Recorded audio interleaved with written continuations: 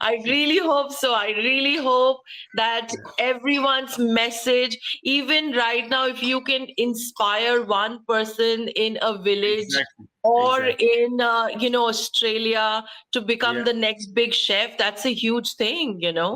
Yeah. So I Yeah. think Sure. the way you guys are impacting lives, we want Mm-hmm. to take your message forward and just spread it in an enormous way. Definitely. Definitely. Cool. So Sounds let's good. deep Really. dive right into yours. And when I say deep dive, means that we'll take you back right to your childhood. All So right.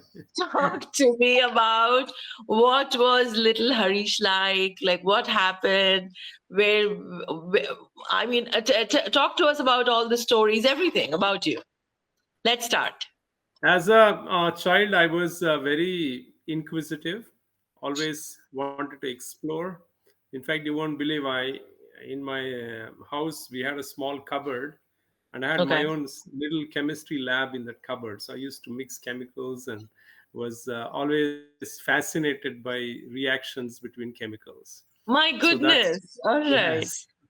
So that's what made me very curious to learn more about how the food ingredients react with each other, what Wonderful. taste kind of side. So Right. basically, when I cook, you see most of my videos. Yes. I don't try the dishes before I shoot. It's the first time.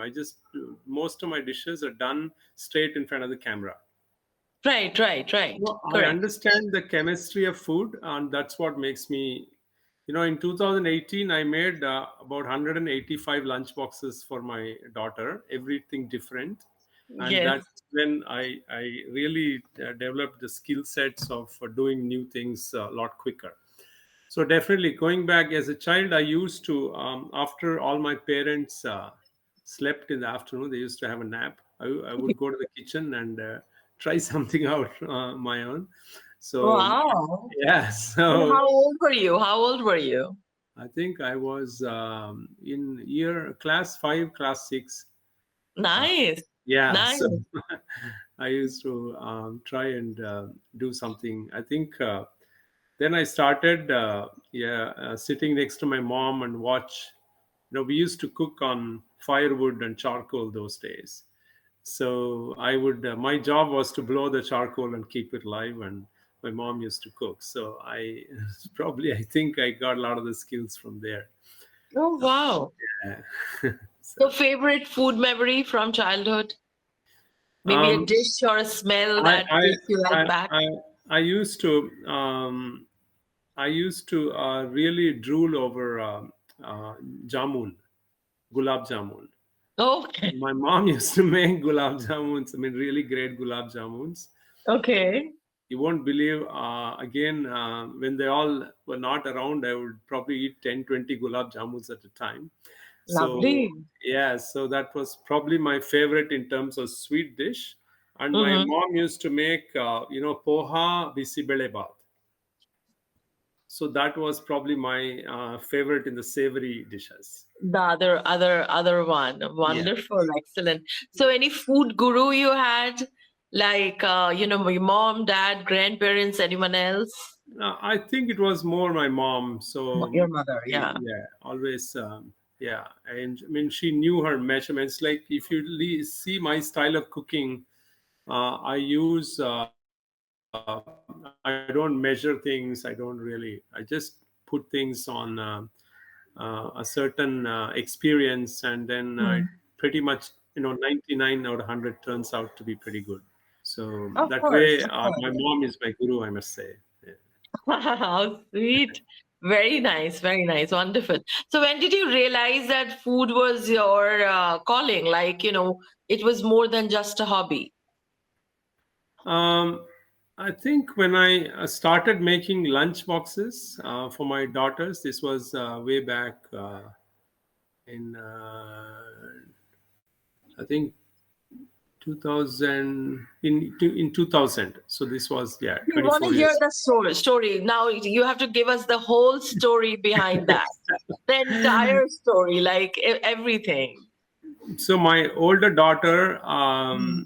if we used to like cook lunch and give it to her, and she would Mm. actually uh, come home, and then on the way she would dump the lunch somewhere in a garbage can because she didn't want this, everyday food. Or you won't believe, one day we realized we were cleaning below the sofa, and we Mm-hmm. saw all her lunch sandwiches and all thrown below the sofa at home. So she Wow. would come home, straightly go to her room, throw all the, because we would yell at her if she didn't finish her lunch. So she would go put Definitely. all the sandwiches below the sofa and then come and show us an empty lunchbox. That's when I Oh, realized, let me use some creativity. Let me try to entice them and give them what they will enjoy, even showing to their friends. See, if you're proud of your lunch, then of you will also course. eat and you will share it with others as well. So Absolutely. that's how I started putting out very unique things. She loved a lot of pasta, so I made different pasta sauces, and I Mm-hmm. I made different types of rice dishes, and I made Mm-hmm. rolls, different types of rolls. Like Mm-hmm. I would flavor paneer with different things, and then do a lot of paneer rolls and things like that. So Mm-hmm. then lunch became an event for my daughter, my older daughter. So it was, she would wait for the lunch break. So Mm-hmm. that change inspired me. So that's when I started putting out a lot of creativity and doing a lot of things differently. So what was the first, if you remember, what was the first lunch box that you made for her? What's your daughter's name, by the way? Vibha. Vibha. What was the first one that you made for She's Vibha? the founder of Cosmix, a plant-based protein. Okay. Yeah. Okay. Can you expand a little bit more on that? She started. Was she started a plant-based protein business 5 years. She just completed 5 years. Last year she was on Shark Tank as well. Okay. Yeah, and she got Forbes 30 under 30 as well last year, 2 years. Wonderful. Congratulations. She's a very Congratulations. good achiever. So, yeah, Fantastic. so she always was a difficult person to please. So when I started cooking for her, it became um, more. I think my creativity started, growing faster because the demand was It higher. brought you out of your comfort zone as well. Yes, That's a yes, good challenge to have as a dad. yes, yeah. Yes. When your kid challenges you. Yeah. So Fantastic. and I would go to Yeah. restaurants and ask the chefs, how to Yes. do this, how to do that. So they would Mhm. give me some tips. But I kept, I kept a lot of simplicity in my dishes so that you could finish it in 20 to 25 minutes. And that was the whole idea. Okay. Yeah. Okay. Cool. And then after that, what was the journey of Lunchbox? So then my second daughter was born, and then after with 8 year gap, and then started packing two lunch boxes. So, and they both had different demands as well. So I went Different. through Yeah. two Yeah. different lunch boxes.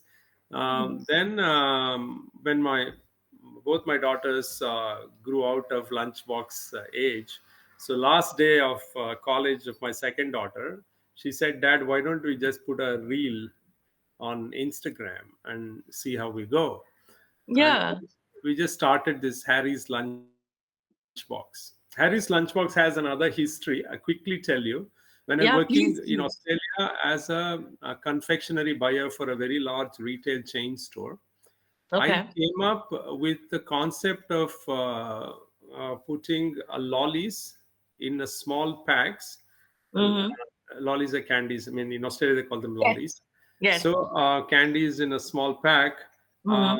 and put them in a big pack Mm-hmm. of like 20 mini packs, so that every day you can put a pack of gummies or something in a lunchbox. So that Oh, because okay. Australians were they were all calling me Harry, so that was called as Harry's Lunchbox. Unfortunately, I don't have any samples to show, but that was the beginning. So that was the original name, Harry's Lunchbox. So then Okay. that did not succeed. It was I was too ahead of time.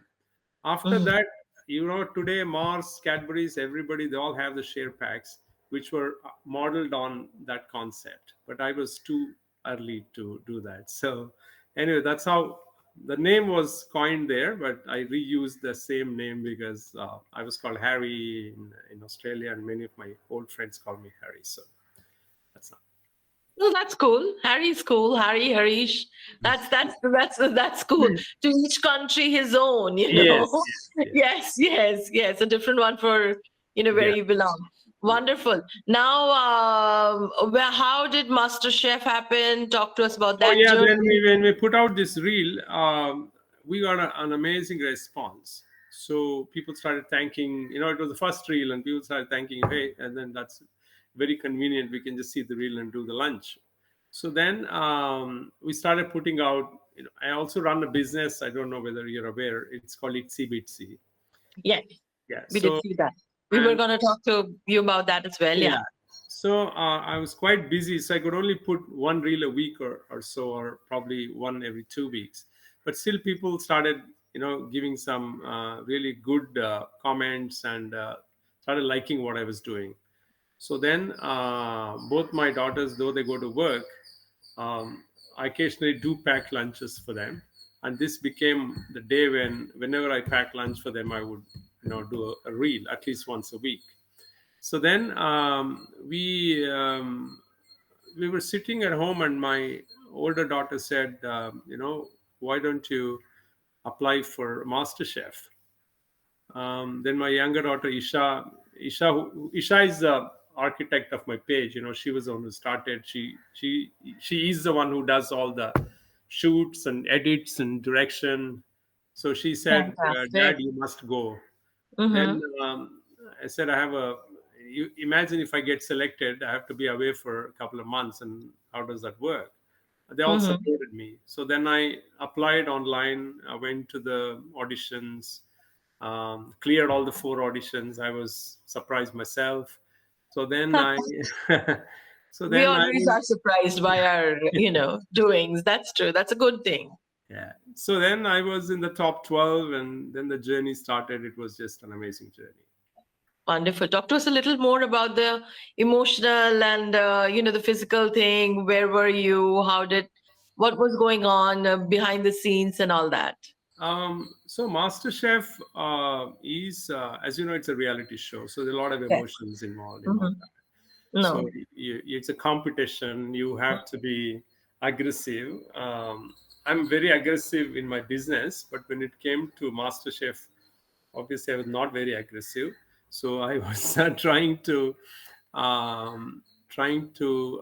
really make it uh, like an enjoyable process for myself, an enjoyable journey. It was not about winning so much for me, but I just wanted to put my best dish uh, forward. So I think every day was, so it was about 3 months I was away from home, and with no notice. I mean, I must say, Rashmi, my wife, managed the business, so well that in fact it grew faster than I was running it. So I must thank her. Wonderful. How sweet. Very Yes. nice. Awesome. Yeah. So then, Yes. yeah. So as a show, we I think we were one of the only seasons where we were all very united, which doesn't bring up so much of reality in it. So, but we were very united. We supported each other a lot. I think the whole top 12, even today, we're very close to each other. We hang around wherever we get an opportunity. So the show gave us lots of new friends, Of and course. made us more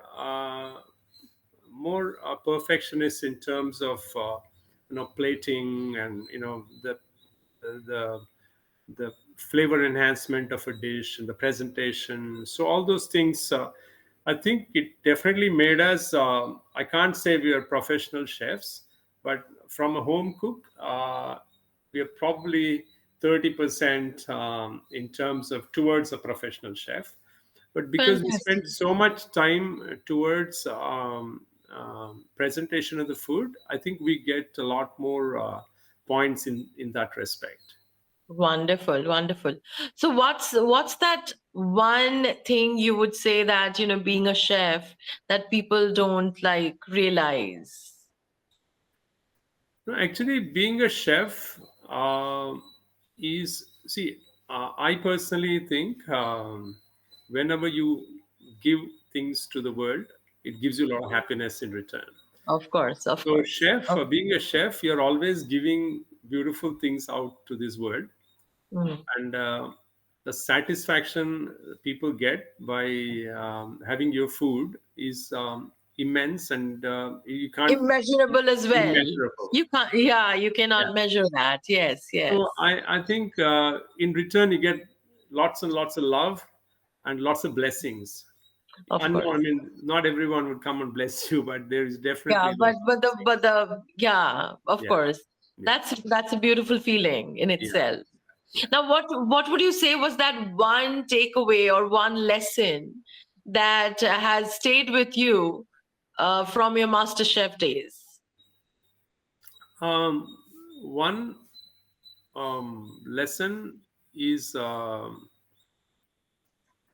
definitely age is not a bar for any of your adventures. I mean, I did not even think how old I was. I just stepped in. It was physically, um, it was pretty tiring for a lot of the people, but not for me. I think my mind was stronger than my body. So, Fantastic. I did not feel fatigue or any, so I could stand 12, 14 hours a day without a whinge. So, Wow. that says that if your mind is strong, Mm. technically you can, yeah, achieve anything. So Mm. that's one thing. And if I relate cooking to life, if you have the right ingredients in life, definitely your life will be as sweet as any dish you can make. So that's what I Oh, relate. oh, wow. What a beautiful message. What a beautiful message. Yeah. Yes, absolutely, it will be. Now, what do you think is that one trend that you think that should make a comeback? Food trends come and go. So, Yeah. is there something that you think that, we need that to come back? I think lot of see. I recently went to a restaurant. I forgot the name. Someone took me. I keep going to lots of restaurants. So Of course. these guys have brought back the the very traditional South Indian dishes, which you don't get in any restaurants. So Ah, my grandmom used to cook, my mom used to cook. So those things they brought to a restaurant level, and it was very tasty. I think there is a huge opportunity. I mean, I'm seeing. If you go to some of the restaurants now, what they do is they take an old traditional recipe, give it a new look, and give it a new name, and hmm, present it on a beautiful plate, and they charge you 2,000 rupees. And that's what is probably going to be the future. You don't have to reinvent. I think our forefathers have done lots of lots beautiful of things. recipes. Yeah, yeah. True, true, So true. I think representing in a different way of old traditional dishes could be something which would make youngsters taste all the older. All the yeah, yeah, the ones that yeah, true, true, true. That's a very nice, yeah, absolutely. Yeah, There's so many forgotten recipes. exactly. The rare ones, the Yes. forgotten ones. If we Yeah, can, yeah, bring them back yeah, from our grandmom days, that yeah, would be yeah, fantastic, yeah. fantastic. Now, if you had to create a dish that represents your life, what would it be? Um, I think if I have to create a dish, it would be um, see, life is all. I mean, including my life. We've had good and bad and all that. Of So course. when I did the watermelon rice on my master chef, I sort of represented my life in that dish, because watermelon is a sweetish dish which I had slightly put some savory ingredients into it, Mm-hmm. but it had elevated the fruitiness, and I Mm-hmm. had given a bitter gourd uh, fried thing into it, which is bitterness, which sort of represents the journey of life. The So I journey would of life. probably do uh, a sweet and bitter dish and put on a plate. Nice, nice. What would you call it? I don't know. I mean, journey of my life, I guess. Okay. All right. That's cool. That's cool. That's cool. Now, what's the signature dish of Lunchbox? I think I personally, my favorites are pastas. I make lots of pastas, but Mm-hmm. whenever I've made a paniyaram, my viewers have really loved it. I think my Mm-hmm. signature, I can do 20 types of different paniyarams. Have you Mm-hmm. tasted paniyarams? I have not. No, they're like paddu. They're like a round Okay. dosa batter. You put and make it like a ball. Oh, okay. Yeah, so it's very so yeah. So the paniyaram is probably my hottest dish. Oh, Yeah. wonderful. Wonderful. And is there an emotional connection to it that it holds a special place in your heart, or any other dish or something that holds a special place in your heart? Yeah, I mean, as I said, some of the dishes my mom used to do have Okay. special place in my heart. My mom used to do rasam in a stoneware. Oh, okay. Right, this is like a big day for us. If rasam is made in a stoneware on firewood, we would wait for it. The taste used to be just amazing. So I'm The way they made it also was very traditional, and yeah, very traditional. No mixer yeah, yeah, grinder, so it all yeah, hand. yeah, So yeah. I have tried that at home a few times in a stoneware, but I've not done it on a firewood. I've done it on gas, but still it tastes amazing. So that probably brings a lot of emotional connect. Emotional connect to it. Fantastic. Now, who's your toughest critic? Um, I think I mean, if you think there is one.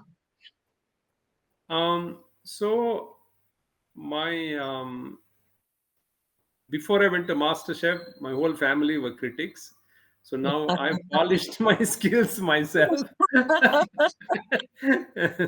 So, but both my daughters exactly tell what they feel about whenever I do something, and they're very, straightforward about telling, "Oh, this is not good, Daddy. It's maybe I'll only give 4 out of 10 for this." So I think both my daughters are, yeah, Your equally, daughters. yeah, yeah. Okay. Good. So, if Harry's lunchbox was to expand to anywhere in the world, where do you think you would take next? Um, I think. Right now I just want to be giving solutions for people who want to pack lunch boxes. That's what I'm thinking right now. I want to do, I mean, I get requests that can you give us some toddler recipes. So right Mm, now I'm doing a lot of okay. research on toddlers Mm, and things like that. mm, So I will probably focus, and it's a global visibility platform, Instagram. In fact, a lot of the gyms in the US are using my lunchbox recipes. So a lot of people in Australia use my recipes. So I'm not limited to India as such. I mean, so I'm happy to continue to do this at least for a while, because I have Itsy Bitsy, which keeps me very, very busy. Um, at least for 3 years, I'm not looking at giving it any other new direction. okay. Now, what about Itsy Bitsy? Talk to us about that. So my wife and I used to live in Australia. So in 2004, we decided to come back to India and set up a women empowering business, which would employ rural women. So that's why we came back. So we Okay. came back, employed 20 women. We learned the art of making paper flowers in Thailand. So we came back and taught these women how to make these flowers. Mm-hmm. Then our flowers came out really good. We found a customer in the US. Then he started selling it to Michael's, Hobby Lobby, and all those guys. And then we started expanding. So now we are the world's largest paper flower manufacturer. and in, Congratulations. yeah, Fantastic. thank you, thank you. So Fantastic. we employ Wow. more than 3,000 women in all our facilities, directly, That's amazing. indirectly. That is amazing. Yeah, and I'll be in all. touch with you for a different project that I'm working on as well. Sure, sure. So we have 39 stores pan India, and we sell to, yeah, many, like Dollar Tree is a big customer of ours, and Okay. Michael's, Hobby Lobby. Okay. So The yeah, Michaels has amazing stuff as well. So yes, I'm guessing that some of it, I mean, of course, the paper flowers yeah, comes from you. So yeah, yeah, wonderful. yeah. Okay. So how are you managing all of that with Itsy Bitsy, with your lunchbox, your personal life? Talk to me about, balance. Touchwood, both our kids have heads on their shoulders, very, very balanced, and Hmm. they sort of look after themselves really well. So, and we basically have a very good team our attrition rate is pretty low in ITSI. So we have a very good team. They've been with us for many years. So all the departments function like a very well-oiled machine. So we really don't have serious challenges there. So that's how we are able to manage, and we are also going to expand ITSI in the next financial year. Wonderful. So it's all in auto mode right now, most Yeah, likely. pretty much, pretty much. Yeah, yeah, yeah. So once the process is in place, you pretty much Yes, go yeah, into auto mode and you can think of others. exactly. Fantastic. Now, have you thought of a cookbook that can come up? A lot of people have been asking me. Yeah. Uh, I want to. I think probably by end of next year, I would probably release a cookbook, and I'm thinking it has to be slightly different than a standard normal cookbook. Maybe interactive. I'm not sure. I'll come up with Mm. some unique idea for cookbook. I don't want it to be just another cookbook. Of course, of Yeah. course, of course not. Yeah. Now, what about aspiring chefs? What would that one piece of advice be from you? Um, I always, I mean, a lot of chefs who get a lot of training, I've met a lot of those chefs. I mean, they work for corporates, and they work for, big five-star hotels. But where I see chefs who get stuck into a career is they lose a lot of innovation. You go to 10 five-star hotels, the breakfast buffet is identical. So they've all lost innovation. So I basically tell chefs, guys, you work for smaller restaurants where you get a lot of freedom to try out new things. To And innovate. Yeah. yeah, Yeah. they all think working for a Marriott is an achievement. I don't think so. Working for a smaller restaurant, being innovative, is definitely, those are the, And actually applying your skills. exactly, exactly. Because otherwise, not everyone is as creative as in the kitchen as a Yeah, chef. yeah, So yeah. if we want to go into just a mode there with the known recipes, then why are you a chef? Exactly, exactly, exactly. Correct, correct. So Very true. I advise them all to work for smaller restaurants, or start your own smaller restaurant after you've got a bit of experience. But yeah, try to be creative. Don't get stuck to, P&L based hotels. Mm, Yeah, wonderful. So some fun rapid fire. yeah. um, one ingredient that you cannot live without. Onion. Okay. Pineapple on pizza, yay or nay? Yes. Okay. Yeah. Dream dinner guest, dead or alive? Who's invited to your table? Dream dinner guest would be Ranveer Brar. Ah, nice. Okay. Yeah, of course. Describe your cooking style in 3 words. uh, Cooking style. I didn't get you. My cooking style.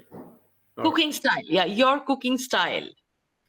my cooking style is ingredients are forgiving. Okay, cool. Very cool. Most memorable lunchbox moment. Is my first lunchbox Of on course, the Instagram. On the Instagram. of course, I of really, course. yeah, We'll enjoyed. talk a little bit more about that, but let me just finish some of the rapid fires as well. Yeah. Kitchen experiment that went terribly wrong. Um, it's only time which terribly wrong was I don't know what mistake I made. I made this Mangalore like bhajis. Like these are Okay. round Mangalore bun, like a bonda. They call it bonda Mhm. here. Okay. Okay. So I started putting it in the oil, and every one of them became like a bomb. Like started bursting, and oil started Okay. spilling No. everywhere. Okay. You're like, So that okay, was what the happened? worst experiment, probably. Okay. A sweet or savory? Sweet Sweet. Cooking, art or science? art. I, Yeah. a spice that you cannot live without. Spice that I cannot live without. I mean, I personally love jeera a lot. Jeera. Okay. Probably that one. Cool. Yeah. Yeah, Yeah. Yeah. yeah, Good. yeah. So now talk to us about a little bit about your social media following. You have a buzzing social media handle. So tell me about that. That how do you put out your videos? How do you plan content? Interacting with your followers. A little bit more about I that. love interacting with my followers. So putting out content. Yeah, as I said, I can only put out one a week. I mean, I'm trying to put more, but time doesn't permit. So I only put one a week, and I try to put. I look at the whole life cycle of like from morning you pack the lunchbox till afternoon the freshness factor of the lunchbox as well. So it is all very well engineered for a lunchbox. So it's Right. not Right. that. So I make sure that it stays pretty good by 2 o'clock in the afternoon. You pack at 6 o'clock in the morning. So all that is well taken care of. So that's why I don't do toasted sandwich or anything where Mm-hmm. become Mm-hmm. soggy or things like that. So Mm-hmm. um, that is definitely taken care of, and also I make sure it has the right amount of protein towards nutrition and carb. So good combination of the three major elements is also well managed. Important and all of that when you're packing the wonderful. So Now, and I don't fry anything in our house. We have not fried for like 20 years now. wow, We don't fry. wow, Yeah. So that's amazing. yeah. So That is uh, unbelievable. yeah, that Okay. actually is one of the probably the best secrets. You can eat anything but not fried food, so that's probably one of the best secrets you have to Wow. learn. We If gotta you we gotta just leave fried seriously get food, if you just yeah, leave fried food, I tell you 80% of your biomarkers will be pretty normal. very true. Yeah, Very true. yeah, Right, right. Wonderful. yeah, Okay. So that can be one of the biggest messages that we take away from this interview for sure. yeah, no, Now definitely. tell me a memorable fan moment that you've had. A memorable fan moment. Um,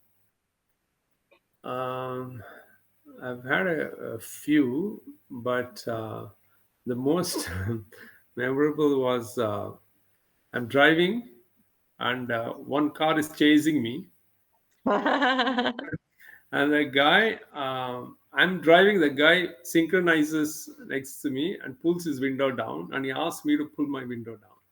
And I pulled my window down. I said, "You're Harry, right?" And we both are driving. It's on like a high speed road. And I said, Okay. "Yes, I'm Harry." And while he's driving, he said, "Can I Uh-huh. click a photo?" Oh my I'm God. driving, he's Okay. driving, and he clicks a photo. And this, I think, I can never forget this. So that Of was. course. And then he was so happy, and he yelled, and he screamed and said, "My wife is gonna love this photo." So I said, "Okay." Oh, how sweet. My God, of course. So Fantastic, yeah, fantastic. probably, And yeah. what about one of the most beautiful DMs you've received on Insta? Um, I should have saved a few of them. I think especially when I put out some of my popular recipes. Uh, Hmm. I've had lots of. I can't zero in on one single one. I've had Of lots of course.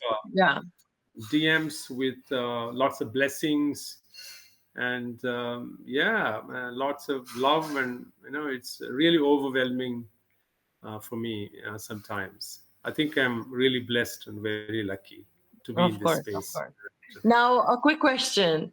If your kitchen had a theme song, what would that be? Kitchen had a theme song. Uh, you know, uh, Even in MasterChef, Hmm. it's a very stressful show Of for the course, of course. participants. Yeah, yeah, yeah. We used to go to work every day, like go to the studio every day. We would sit in the car, and Hmm. I would always play one of my favorite Kishore Kumar songs, What was "Ruk that? What's that? Ruk Jana Nahi Tu Kahin Haar Ke." Oh my God, that's So beautiful. probably because that would motivate everybody and Right, right. rejuvenate. Because some Of of the, I course. mean, even at me at some stage thought, let me give up and go back home. So, but I used to self motivate myself. So Okay. Yeah. that would be my theme song, and that would probably motivate everybody as well. Whoever is there in the kitchen, correct. Yeah, Now, yeah. what about your life mantra? That we go through ups and downs in life. When we hit a down, how do you bring yourself back up again? I Or, think my life mantra, yeah, life mantra is uh, see, good things happen to good people. You just have to have patience. So that's probably, yeah, a mantra. Very good. And yeah. any just in your entire life journey, which has been a beautiful one, very happening one, of course. What do you think is a couple of lessons that you think you'd like to share with us?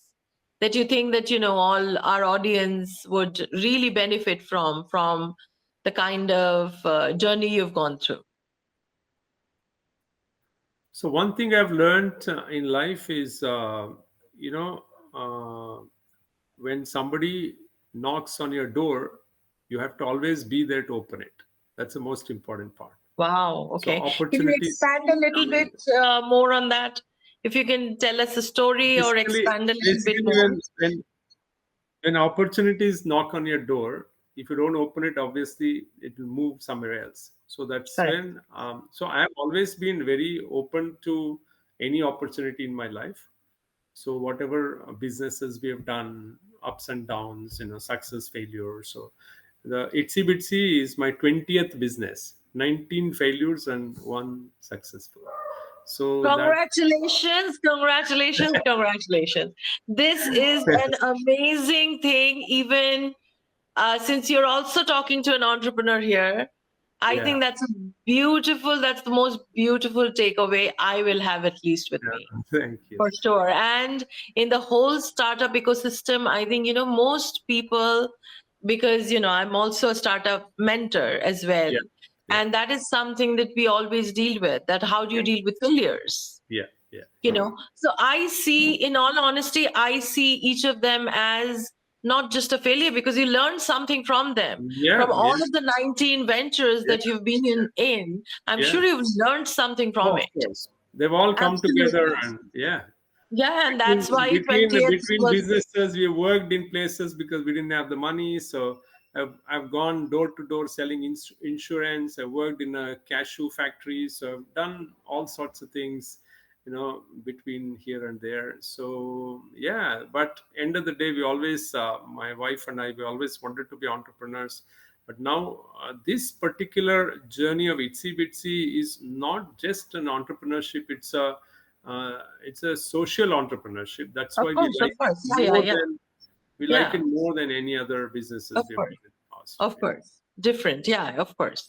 Yeah. Absolutely. So yes, go ahead with your, you were into a story. I got too excited about the message. Yes, please. Yeah. So sorry, where was I? You were talking about that, you've been in 19 ventures and this is Yeah. your So 20th one. So yeah. So been opportunities. 19 ventures. So basically, resilience is very important for any business.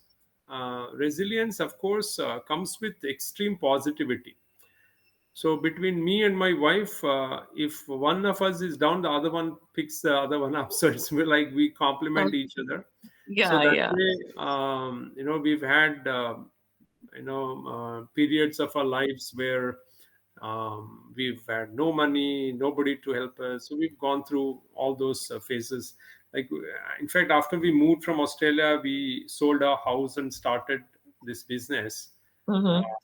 and we had about say 40-50 grand US dollars with us after we built this after we rented and built a factory inside, put all the machines.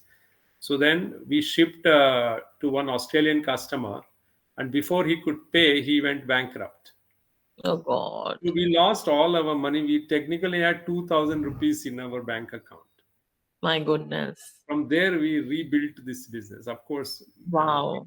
many Wow. well-wishers so have helped us, but yeah, from there we sort of rebuilt this business. So resilience is one of the key factors that you've learned in your journey entirely. I think so. I think so. That's a key What else? factor. What else do you think that, we can? I think the focus of making the customer happy, um, rather than focusing on the profitability, especially for a period of time, was very important for us. Of Hmm. course, you need to have a certain capital to do that. So we didn't have that. So it was a juggle between keeping the customer happy, making profits. So, but end of the day, your customers' happiness will give you a lot of organic growth. Of Otherwise, course. it's always a battle. Sustainability is a huge challenge. Huge So today challenge. with Yeah. Itsy Yeah. Bitsy, Yeah. we give so much happiness to so many customers around the country and parts of the world as well. So that way, our customers just love the brand, love the products we do. So sustainability is not a huge challenge for us. Of course. Given that you have solid customers and, Yes. Yes. they are the ones who Yeah. the brand ambassadors of, Yeah. your company. Exactly. Fantastic. Yeah. Fantastic. Fantastic. Anything else you want to share about your journey? Um, I think, yeah, when it comes to um being a chef, a professional chef, there's always lots of challenges and sacrifices they do. I mean, I met chefs whose family is in Delhi and they work in Bangalore and someone else, some other country. So, True. so True. I think they're they're just creating such a great ecosystem by creating an atmosphere for people to go and dine. And I always think it's a great community. I just whenever I meet a chef, I get very excited.